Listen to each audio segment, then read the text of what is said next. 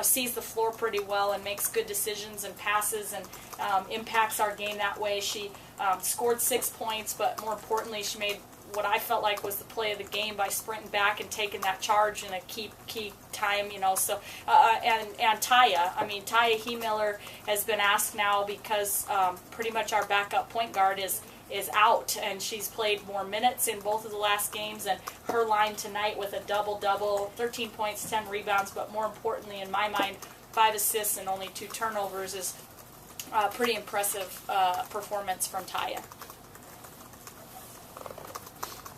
Obviously, it's a team that liked to shoot it from outside, and didn't hit a ton of them, I guess, considering how many they took. But what was the game plan coming in? Obviously, you guys were aware of that, and well, yeah. The last 5 games. 4 of the last 5 games, they've made 10 or more three-pointers. And, the last time out hit 13 three-pointers. And that's happened a couple times this year. And so, it's really, really tough when you have a team that is all capable of putting the ball on the floor and attacking the basket on penetration and also great three-point shooters, and that's what makes Cleveland State a good team. They're just challenging to kind of defend, and we wanted to really work to try to contain their penetration because most of their three-point attempts come off of penetrating kicks, and I thought we did pretty good with that until late in the second half, and they got to the basket quite a bit off penetration, so we started kind of sucking, and then they hit some threes on kickouts, and it wasn't great down the stretch, but good enough to win, I guess. It seemed like some of those threes led to long rebounds, so the discrepancy on the boards probably wasn't as big because of something like that, because it's harder to chase those down than the ones. Well, we talked about that's right. We talked about that very specifically, though. Is we're going to play a team that takes long shots. You have to be ready for long rebounds. We don't want that to be an excuse for us. That's the one thing that we walk away from this game feeling sick about, is that we gave up 15 offensive rebounds and 18 second chance points, and that's just certainly not going to cut it in our league, and we've got to be able to find a way to hang our hat on our defense and rebounding. We are certainly not there yet, and going to have to continue to improve in those areas. And I suppose when you can get 10 boards from your point guard, that's got to be more effort than anything, isn't it? Yeah, it is. And 4 of her 10 were offensive, but she just, she has a knack for the ball. We give her the freedom. A lot of point guards are, getting back as safeties, and because of the fact that we give Taya the pirate kind of title, and she gets to pick up the ball in the backcourt, then she does attack the boards a lot, and it puts her in positions to be able to hound it, and she's got a special knack to chase that ball down. And I've been blessed the last 2 years. I've had point guards that are just great rebounders, and Taya doesn't ever disappoint. Looking at the last 8 games, you've won 7 of them. Are there some certain things that the team has done better during that time?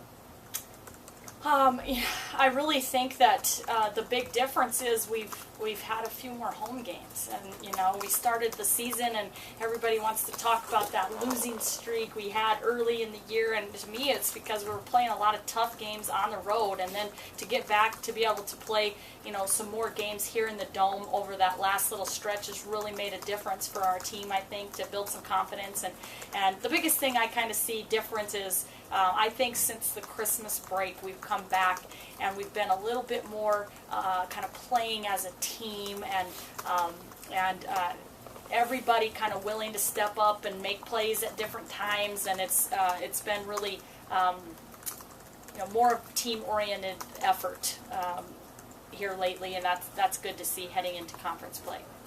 How do you view this as kind of a final tune-up for conference play? Are you satisfied with, now that chapter's behind you and that you go into the games that are most important here?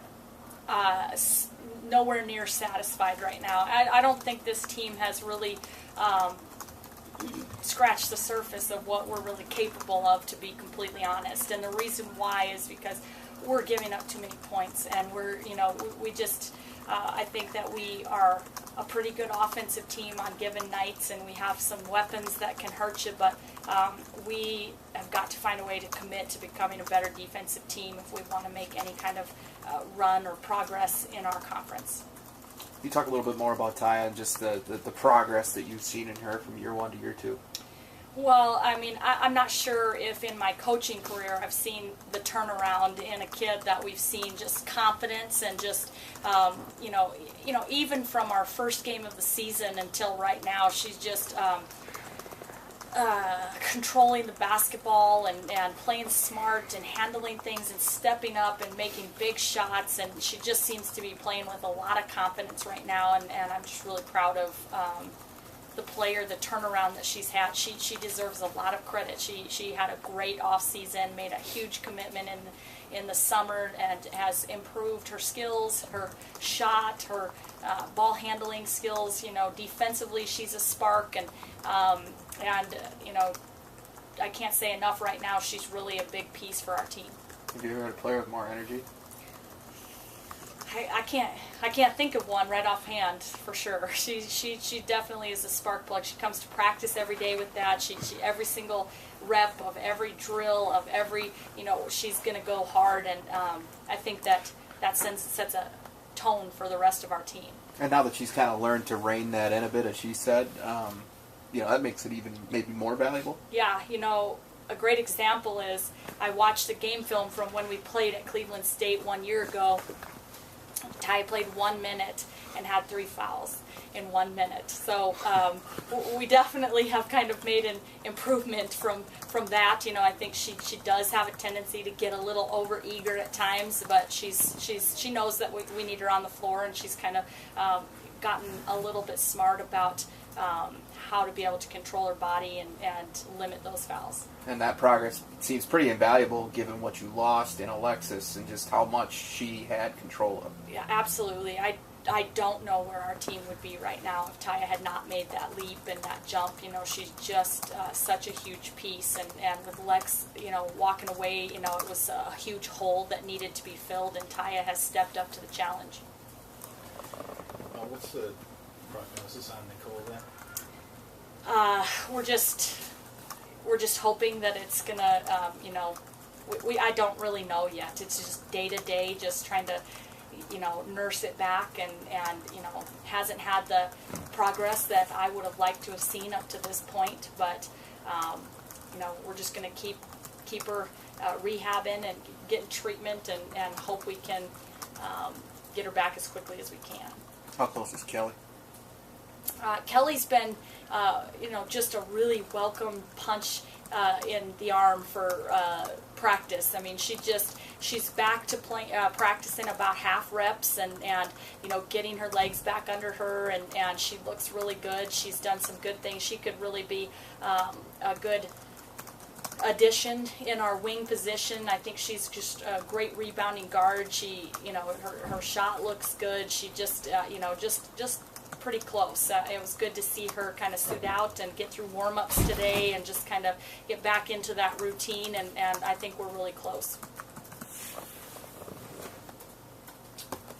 Jeremy, good? No, good. Thanks, Sammy. Thanks, Amy. Thank you.